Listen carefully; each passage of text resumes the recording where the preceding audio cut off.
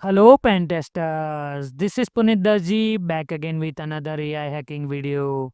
In this video, we are going to talk about insecure plugin design vulnerability. Before this video, I have created supply chain attack video in LLM.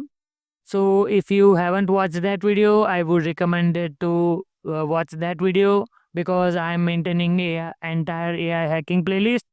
So if you want to learn about AI hacking, then check out my playlist and check out my channel. And if you like this content, please share and subscribe my channel. So let's move to the insecure plugin design vulnerability. So first of all, what exactly does insecure plugin design mean? So in short, a plugin uh, a plugin is an external add-on or extension that gives extra function to an LLM or AI application, maybe to fetch the data, access the files, call the APIs, etc. So, insecure plugin design means that add-on is badly built. So, badly built in terms of, let's say, unsanitized user input, weak or no validation authentication check, too much privilege that developer has given to that particular plugin. So these are the some basic examples for the insecure plugin design. So because plugins often run automatically when model is asked to do something, they become a big attack surface for that. So in real world, insecure plugin vulnerability happens in Gemini workspace. So according to SC Media and Hidden Layer researcher, that they have found an issue in Google's Gemini Workspace plugin. This plugin could connect to Google Drive and read or share the documents. Sounds normal, right? But here is the problem. If someone put hidden instructions inside the shared document, the plugin didn't check or block them. When Gemini read the document, it also follow those hidden instructions.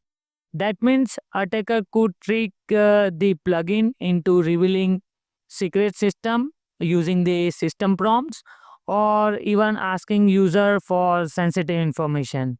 So in simple words, a plugin trusted the documents too much and that allowed attackers to sneak in bad instruction through something that looks harmless. So this is the example which I have found during my research. So let's walk through a simple demonstration so you will get the better understanding.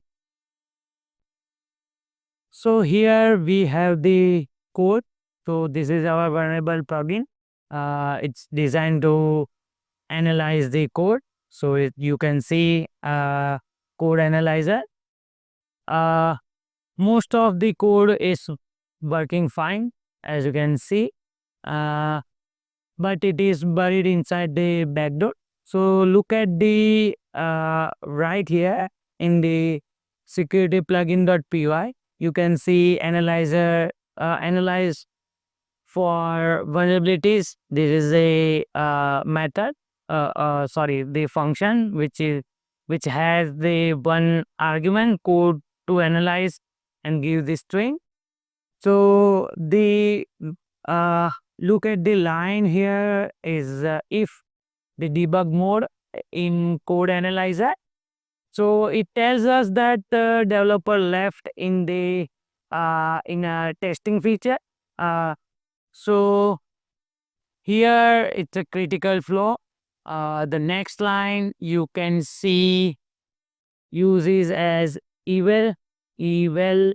So eval function. So this function is one of the most dangerous command in Python because it uh, takes it as a string and execute as a code. So a developer might have use this to quickly test the expression, but it opens the door for the attackers who knows the about the eval function. So it's called eval function, but I would say evil function because it's the when you give the string, it run as a command. So that's why. So here it's a eval function. So let me try with the uh, code. So ta ta ta. So here you can see if I run this code Python code analyzer.py, and here you can see the code analyzer initialize the welcome to the code core CTF, and if I put the payload like debug mode is on, so we need to give the analyze code. So analyze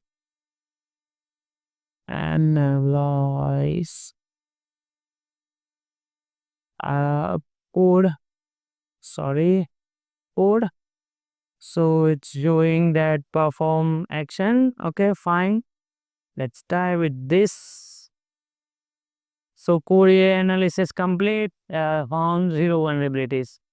Okay, so we need to give the uh, debug mode, debug underscore mode, and give the string, let's say if I give the who am I, the who am I is not defined, fine. Let's say if I give the flat or flat, so flag is not defined. Now let's try with the underscore flag, and here we go. So debug mode results CTF flat, the plugin was the vulnerable. So this is just a sample code which I have created for you guys to understand the this vulnerability. So insecure plugin design. It's this is the vulnerability name.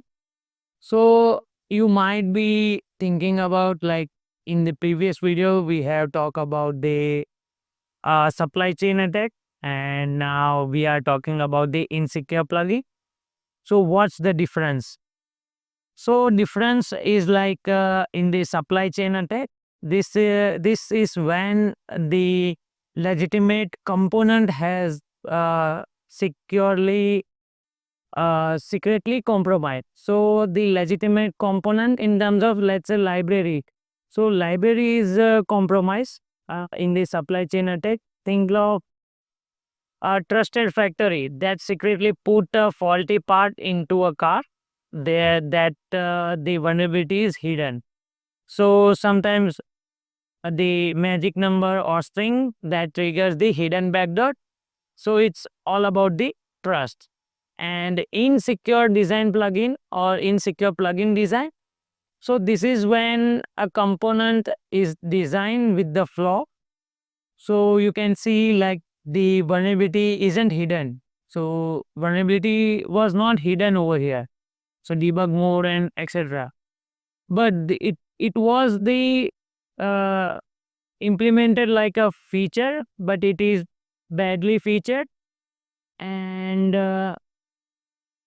here the eval function is a tool that was used incorrectly and create an obvious ways to attack the system. So it's all about the bad coding. So if somebody asks you what is the difference between supply chain versus the insecure plugin, so you can simply say supply chain, it's all about the trust, and insecure plugin design, it's all about the bad coding practice. So this is the main difference. So this is all about the vulnerability. This is all about the attack. So which I have demonstrated in front of you. So I have also created one more task in the pawn system.